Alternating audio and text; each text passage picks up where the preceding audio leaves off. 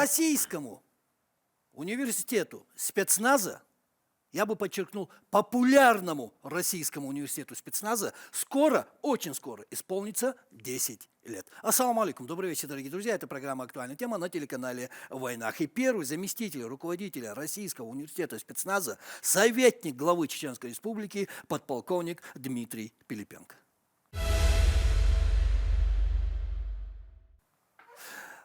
Дмитрий, мы рады приветствовать вас снова в студии программы «Актуальная тема» на телеканале «Войнах». По имени можно, да? Конечно. Мы уже с вами не первый месяц знакомы, можно сказать, друзья. И сразу, переходя к нашему вопросу, не будем вас долго задерживать. Дмитрий, 10 лет для такого учебного специального заведения. Это много, мало?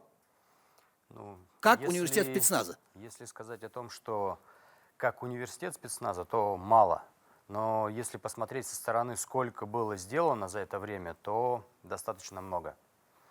То есть мы получили определенный опыт, мы создали очень много новых программ, и сейчас мы развиваемся очень активно. Ну и если взять срок 10 лет, то с одной стороны этого мало, с другой стороны это уже достаточно серьезный срок. Но мы уже на пути развития. Становление прошли, да. Ознакомление прошло, и мы уже на пути развития. Каждый день все лучше, лучше и лучше. Развитие, расширение, улучшение. Расширение. Что-то новое ищем, что-то новое находим. Да, ну, к примеру, за последние полгода мы разработали более 36 новых программ для различных силовых подразделений, для гражданских людей, кто хочет ознакомиться с жизнью спецназа, так скажем. И все эти программы уже у нас внедрены в учебный процесс, и на все программы мы можем спокойненько принимать гостей и обучаемых. Гостей. Интересно, гостей. По-кавказски гости. Я вас понимаю. Дмитрий, Российский университет спецназа – это обучение лучших воинов для российских спецподразделений. Я прав? Все Можно верно. Так сказать? Конечно. Какие дисциплины изучают на кафедрах уникального, я подчеркиваю, учебного заведения для спецназовцев? Вот, если это не секрет. Конечно, не секрет. Прошу. В целом у нас основные направления разделены, такие как огневая подготовка, тактико-специальная подготовка, воздушно-десантная подготовка. И эти направления, они уже имеют ответвление. Ну, к примеру, огневая подготовка, она уже разделяется на несколько поднаправлений. Стрелковое оружие, тяжелое вооружение, специальные средства, даже артиллерия. Все ваши курсанты проходят по этим дисциплинам? Или есть каждой отдельности? Кто-то занимается стрелковой подготовкой, кто-то с прыжками с парашютов, или это форма обучения всех, без разницы? Мы делим на группы в зависимости от специализации обучаемых, и по этой специализации уже проводим обучение. Специализация, она обязательна? Конечно. Это вы у человека спрашиваете, кем он хочет быть или как? В зависимости от того, опять же, как он пришел. Если его к нам прислал командир, то командир уже точно знает, кого он хочет получить. А если это приходят индивидуально заниматься люди, то мы предлагаем различные варианты возможности обучения, и уже человек выбирает то, чем он хочет заниматься. Согласно своей спортивной подготовке, скажем, да, там моральной подготовке, можно так сказать? Можно и так сказать. Чем еще уникален наш университет спецназа? Что можно выделить? Уникальность нашего учебного заведения заключается в том, что у нас есть единая система подготовки, единая методика, которую мы разработали на основе опыта наших сотрудников, участвовавших в различных специальных операциях, выезжающих систематически в зону проведения специальной военной операции. То есть мы собираем, копим опыт, на основании этого опыта пишем методику преподавания и уже обучаем людей согласно этой методике.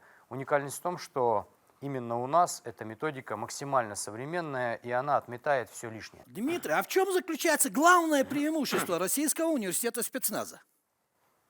Главное преимущество в том, что вся инфраструктура собрана в одном месте, и возможности обучать группы по различным направлениям, возможность очень быстро перемещаться между локациями, ну и вся необходимая матбаза, она находится в одном месте. Такого центра, ну, насколько я знаю, нет нигде вообще. Это все было так задумано, чтобы все находилось так компактно в одном месте? Ну да, достаточно компактно. Мы располагаемся на площади около 500 гектар. Немало. Вот. И, в принципе, все локации, они достаточно компактны, но не мешают друг другу.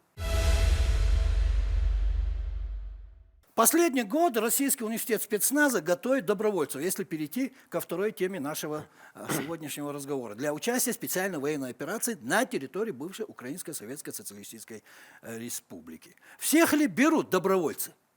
И что значит понятие «ускоренный курс боевой и тактической подготовки»? Это по времени ускоренный курс? На курсе мы готовим очень сжато по большой широкой программе. Работают наши инструкторы со всеми добровольцами, кто пришел, максимально комплексно и эффективно, подходя к вопросу. Ну, к примеру, есть человек, у которого задатки хорошего стрелка. Мы его сразу определяем в снайперскую группу, он работает уже отдельно. Есть ребята, у кого задатки пулеметчика. Мы их также отделяем, они работают как пулеметчики, также гранатометчики, также штурмовики. Те, у кого лучше получается работать в помещениях, досматривать помещения, здания, мы стараемся их, соответственно, перевести на штурмовую тематику. То есть инструктор уже имеет определенный опыт, и он, так скажем, наметанным глазом видит специалиста в направлении и определяет его в эту группу. Поток добровольцев упал Нет, абсолютно. за это время? Абсолютно Или не упал. увеличился? Постоянно, География, она стабильно, какая? со всей страны приезжают люди, максимально плотно. Нет вообще таких провалов, чтобы люди не приезжали. А чем они мотивируют? Вы же с ними проводите беседы? Конечно, все люди патриоты, все стараются как-то какой-то вклад внести в защиту нашей страны, помочь, так скажем, армии, помочь вообще государству победить этот сатанизм, который сейчас процветает на территории Украины. Это я могу просто прийти к вам в университет и сказать: я хочу быть добровольцем, я хочу участвовать в специальной военной операции, и вы меня сразу берете. Ну, вообще, поступление в добровольцы производится через мэрию города Грозный. Там контактные данные у нас, соответственно, указаны на сайте мэрии можно найти эти контактные данные. И дальше уже вам подскажут, как быть, что делать, куда идти, где пройти медкомиссию, дальше как двигаться в сторону Российского университета спецназа. Мы занимаемся непосредственно подготовкой. Мы не занимаемся именно отбором кадров, мы занимаемся подготовкой. Но я это, чтобы наши телезрители, кто захочет принять участие в подготовке и стать добровольцем, чтобы знали и понимали, как это, почему это и где это. А кто может стать добровольцем? Добровольцем может стать практически любой гражданин Российской Федерации, в зависимости еще от сроков, от возраста и возможностей физических. Если у человека возможности ограничены, то, соответственно, его не возьмут. Но в целом требования стандартные, как для военнослужащих. А кого вы можете не взять на обучение? Сказать нет. Сказать нет. Но если достигнут максимальный возраст для службы в вооруженных силах, Ну, это понятно. то по А еще? истечению этого возраста, но в целом, судимости, если у кого-то есть вдруг, таких людей тоже отсекают сразу на подходе. А все остальные, пожалуйста. Добро Пожалуйста, пожаловать, конечно. Помимо силовой подготовки, чему необходимо обучиться будущему спецназовцу или добровольцу на сегодня? Ну, В первую очередь. физическая подготовка, она, конечно, важна, и Ну, это она понятно, играет немаловажную роль. Мы проводим занятия по огневой подготовке, по тактико-специальной подготовке, по тактической медицине, оказанию доврачебной помощи на поле боя. То есть все основные аспекты у нас мы даем, максимально стараемся все развернуть, насколько это возможно дать за столь короткий срок, 2 недели. А есть люди, которые не выдерживают эти 2 недели, если это доброволец? Ну, очень редко. Бывают такие люди, кто не может, и они понимают, что они не могут, и они понимают это достаточно быстро, в течение первой недели. Но таких людей очень мало. В основном, я прошу прощения, в основном люди приходят уже достаточно хорошо понимая и имея определенный уровень подготовки. Со своим определенным «я», уже понимающий, что в этой жизни он хочет. Хорошо. А если это спецназовец, который должен пройти специальную подготовку, обучение? Для подразделений специального назначения существуют различные программы в зависимости от направления работы самого подразделения, так как подразделения специального назначения имеют различные задачи. Кто-то работает в городе, кто-то работает в горно-лесной местности, кто-то работает на объектах транспорта, кто-то занимается штурмовой работой, кто-то занимается задержанием преступников в тылу, так скажем. Для каждого подразделения своя программа. И в зависимости от того, какой уровень имеет подразделение, мы пишем для них, создаем свою индивидуальную программу работы. Это психологическая подготовка. Это тоже обязательно. Конечно. Это тоже есть В у вас. процессе работы мы включаем определенные моральные напряжения, нагрузки и стараемся, чтобы люди, как бы, понимая, что происходит, привыкали к таким стрессовым ситуациям. Дмитрий, конечно, прошу прощения, но за такие очень, я бы сказал, подробные вопросы, я надеюсь, вы меня правильно понимаете, но наши телезрители после этой программы, я уверен, захотят некоторые с вами связаться, и чтобы они знали, что и как. А у вас не бывает такое, вот приехали люди разных национальностей, а у вас там много национальностей, как я знаю, и не бывает такое, вот ты такой национальности будешь со своими, а ты со своими, такого нет? Нет, нет, конечно. У нас абсолютно дружеский, абсолютно такой приятный коллектив. Все люди разных национальностей со всех уголков нашей страны работают вместе, слаженно, ведь мы за одну великую родину боремся. Главное, чтобы он был гражданином Российской Федерации. Российской Федерации. А из-за рубежа есть добровольцы? Приезжает Возможно, кто-то? но к нам таких не берут, соответственно. Это наемничество, а мы этим не занимаемся. Хорошо, что это подчеркнули. Смотрите, Дмитрий, за 2022 год, насколько я знаю, в сборах в Российском университете спецназа приняло участие свыше 6 тысяч сотрудников силовых ведомств Чеченской Республики и военнослужащих подразделений Министерства обороны Российской Федерации. Кроме того, с момента начала СВО на территории РУС, скажем так, РУС, прошли подготовку более 10 тысяч добровольцев. Из Чеченской Республики, ну и, конечно, из других регионов нашей Родины, нашей страны. Всего в прошлом году Российский университет спецназа подготовил более 20 тысяч человек. Вот такие цифры. Я думаю, что я прав. Все верно, И тут конечно. вопрос. Это много или мало для Российского университета спецназа, который находится в Чеченской Республике? Или для такого учебного заведения специального? Ну, начнем с того, что эти цифры, они у нас значительно увеличились по сравнению с прошлым годом, с 2021, например. За первый месяц уже увеличились. Да. Так. И, например, взять 2023 год, и мы берем и бьем просто рекорды по количеству обучаемых, потому как у нас очень активно сейчас развиваются новые и открываются новые программы. Благодаря работе нашего руководителя Байбета Рахалевича Вайханова мы семимильными шагами двигаемся вперед.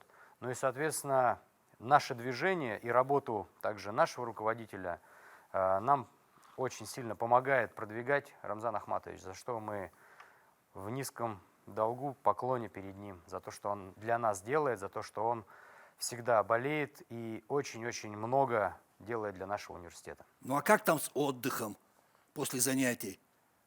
С личным временем? Отдых. Да, будет где после поспать, войны. где Отдых отдохнуть, будет после где войны. музыкой заняться? Есть такие возможности? Отдых будет после войны. После войны? Да, но для туристов, для наших гостей... Минуточку, для туристов, как это? Для туристов все просто. У нас Российский университет спецназа принимает не только сотрудников силовых подразделений, военнослужащих, но и гражданских людей. Мы принимаем, например, парашютисты приезжают к нам на чемпионат по парашютному спорту. У нас проводится Кубок Чеченской Республики по парашютному спорту, по аэротрубным видам спорта. Это гражданские люди, которые приезжают как туристы отдыхать. Также у нас на территории организованы программы для ознакомления и для того, чтобы люди могли понять, что такое оружие, как оно работает, для таких же простых гражданских людей. Так что любой человек может приехать в РУС и понять, посмотреть, попробовать, может быть, определиться, сделать выбор в сторону работы, службы в силовых подразделениях. Это я могу приехать просто пострелять, Конечно, попрыгать с парашютом, скажем так. конечно. Пострелять, попрыгать с парашютом, покататься на баги, посмотреть, как работают операторы БПЛА, попробовать самому полетать на беспилотном летательном аппарате.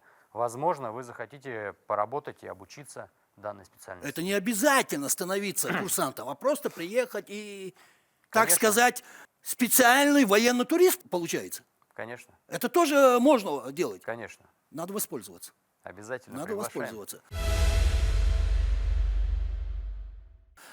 Смотрите, с каждым годом популярность Российского университета спецназа растет. Это знают уже все. Это не секрет. Учебный центр занимает одну из самых ведущих тренировочных площадок в нашей стране. Я бы еще подчеркнул, в мире. Не побоюсь этого слова. С чем вы это связываете? Я думаю, что это связано с тем, что инструкторский состав, собранный на территории Российского университета спецназа, это тоже уникальные люди, которые служили в различных силовых подразделениях нашей страны, которые имеют достаточно серьезный опыт, в том числе боевой опыт. Мы постоянно развиваемся, у нас постоянно открываются новые методики преподавания, подход к нашим обучаемым. Мы работаем достаточно уже давно, как бы для нашего подразделения, для нашей организации. И за счет этого у нас имеется определенный опыт. И на основании этого опыта мы все строим. Соответственно, таких подразделений, таких организаций, как у нас, нет, и такого опыта больше ни у кого нет. В этом наша уникальность.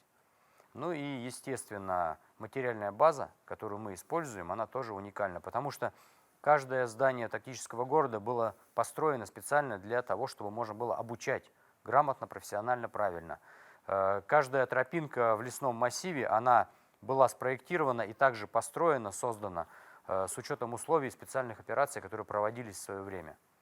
Хорошо. Вот какие есть планы для развития Российского университета спецназа? На что будет делаться упор в ближайшие годы? Скажем так, на ближайшие 3 года. Есть такие планы? Конечно, конечно. В ближайшее время у нас продолжается также строительство и главного здания центра, и достраиваются те заложенные объекты, которые были изначально в генеральном плане внесены в порядке очереди, так скажем. Мы будем развиваться, будем постоянно расширяться, и будем создавать программы на основании запросов, которые необходимы для наших силовых подразделений, ну и запросы, которые приходят к нам от гражданских людей. А какие это запросы? Их много? Достаточно много. У нас создан отдел продаж, который занимается анализом и также поставляет нам материал для того, чтобы мы создавали эти программы. То есть вы можете позвонить, спросить, что у нас есть. Если вы что-то хотите из того, что у нас отсутствует, мы, соответственно, понимая, что это имеет определенный спрос, создаем такую программу. А вот этот специальный военный туризм, он не мешает профессиональной подготовке? Конечно, нет. Все продумано. Да. Они не встречаются. Нет, абсолютно. У Абсолютно. нас каждой галерее может иметь, допустим, отдельно заниматься одна группа, никак не мешая другой, потому что они закрываются. Отдельный учебный класс, где они могут заниматься тоже абсолютно индивидуально, не соприкасаясь с гражданскими. Но иногда могут где-то там по дороге в столовую встретиться, помахать друг другу рукой. А В бывает принципе. такое, что к вам возвращаются на переподготовку сами? Да, конечно. Спецназовцы, добровольцы, вот кто хочет продолжить обучение. Конечно, у нас очень много добровольцев, которые уже, отработав свой контракт, снова и снова возвращаются. Например, есть у меня один мой хороший товарищ, он уже 3-й раз отправился в зону проведения специальной военной операции.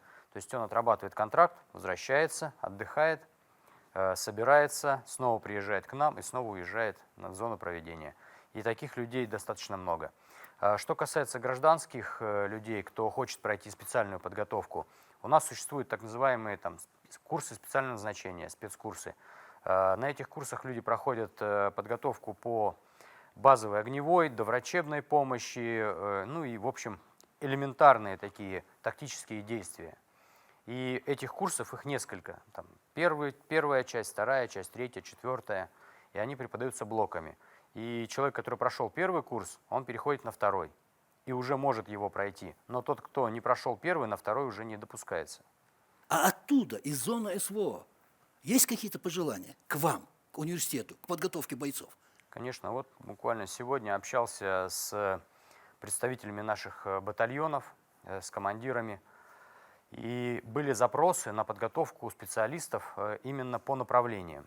И как раз с 25 числа у нас стартует очередная группа, которая будет работать с артиллерией, с корректировщиками огня артиллерии, с тяжелым вооружением и средства противотанковой борьбы.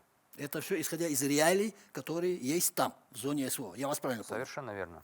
А 2 недели – это немало, Дмитрий, подготовки? Конечно, мало. Учиться всегда мало. Учиться всегда мало, с этим я Можно согласен. учиться всю жизнь и постоянно улучшать свои навыки, постоянно улучшать свою специализацию, становиться более так, качественным специалистом, так скажем. 2 недели мало, но из того, что мы даем, этого достаточно, чтобы человек уже мог выехать и работать. После возвращения, опять же, ребята приходят, и они снова проходят ту же самую подготовку, потому что на войне это одно, а когда ты обучаешься, и инструктор, наблюдая за тобой, подсказывает и устраняет те самые недочеты, ошибки, на войне эти ошибки никто не устранит.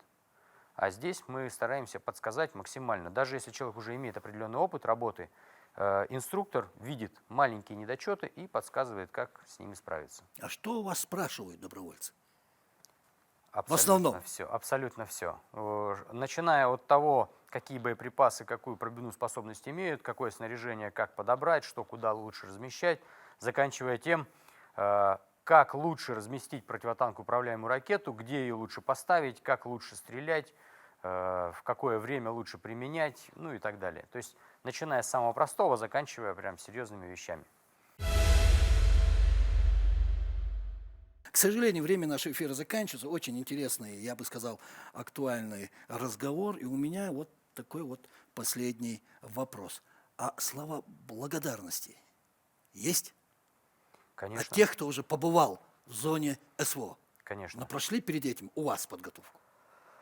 Что касается отзывов именно от тех ребят, кто прошли подготовку у нас, ну, на фронте, многие знают Российский университет спецназа, и многие говорят о том, что уровень подготовки здесь на порядок, не побоюсь этого слова, выше, чем в других учебных центрах. У нас готовятся абсолютно разные специалисты, в том числе из частной военной компании ребята приезжали, но они не обозначались, то есть они не говорили, что, как, кто, просто у них есть контракт, они говорят, вот мы работаем по контракту, пожалуйста, для вас специальная программа. И отзывы очень хорошие, очень приятные, потому что мы уделяем внимание мелочам и нюансам. Ну а такое, спасибо вам, ребята, за подготовку, это меня спасло.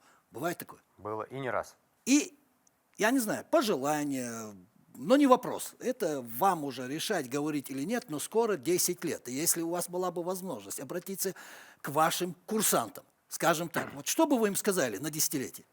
Десятилетие, я бы сказал, что нет предела совершенству. Всегда необходимо уделять максимальное количество времени на свою подготовку, максимально стараться улучшить свои навыки, потому что это боевая подготовка и боевая работа, и от того, насколько качественно вы будете подготовлены, зависит именно ваша жизнь и жизнь ваших товарищей. И, насколько я знаю, Дмитрий, у нас скоро чемпионат. Да-да, Есть? совершенно верно. Я прав? Вот тут, если можно, поподробнее, прошу. 10-й юбилейный чемпионат, посвященный памяти первого президента Чеченской Республики Ахмата Хаджи Кадырова. На данном чемпионате мы всегда стараемся максимально реалистичные упражнения строить, и все наши упражнения основаны на реальных специальных операциях или на реальных боевых операциях. Вот. И в этом году Рамзаном Ахматовичем поставлена задача провести юбилейный чемпионат, который будет проходить с 21 по 27 августа. В месяц юбилея Российского университета спецназа. И приурочен как раз ко дню рождения 23 августа Ахмата Хаджи Кадырова. Ну и как вы сказали, в этот месяц, в этот день, когда мы с вами будем работать в эфире, у вас будет возможность поздравить. Договорились? Спасибо. Спасибо. Спасибо, что пришли, ответили на наши вопросы, высказали свое мнение. Удачи! А на сегодня это все, дорогие друзья. Это была программа «Актуальная тема» на телеканале «Войнах». И первый заместитель руководителя Российского университета спецназа, советник главы Чеченской Республики, подполковник Дмитрий Пилипенко. И на прощание, дорогие друзья, напоследок, не болейте, будьте здоровы.